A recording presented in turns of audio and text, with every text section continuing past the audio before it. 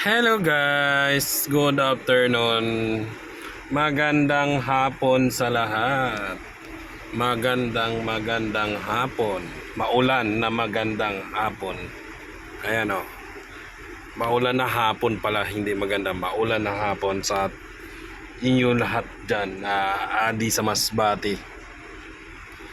Yan ang adi makikita nyo. Uran didim. Makusog na uran. Ayan o. Ada ako sa parkingan. Ayan. Hindi nyo makita ang mga sarakyan na iba. Pero kung makita nyo, ayan o. Kung makikita nyo, ayan sa salamin o. Ayan guys.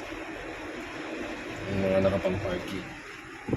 Tapos, ayan ang DMCI. Andito tayo ngayon.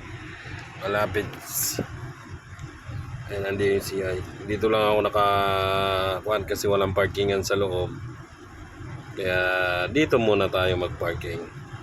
Shoutout pala dyan sa mga bago kong subscriber, follower. Maraming salamat sa inyong lahat sa suporta. Kung hindi dahil sa inyo, hindi kumabot yung subscriber na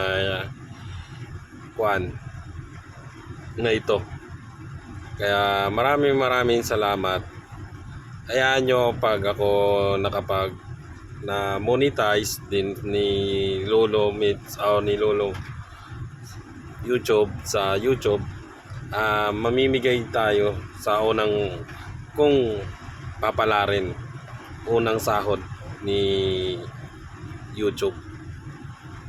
Mamimigay din tayo sa mga subscriber natin. Ayan o. Ayan sa likod. Nakapang-park na sasakyan.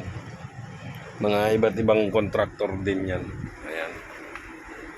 Tapos yung nakikita nyong building na yan, sa likod din yan, dyan ginagawa yung bagong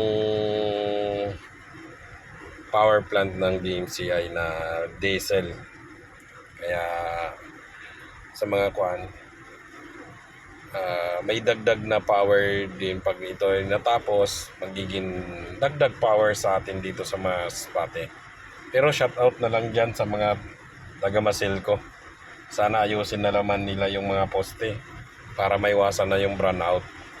Kasi sa totoo lang naman, ang power natin dito sa Masbate kayang-kaya naman kahit papaano. Kaya lang ang poste, ang mga poste tulad nito nag-uulan, sigurado may brownout na naman na lugar nito. Sige guys, bye. Papaalam na tayo.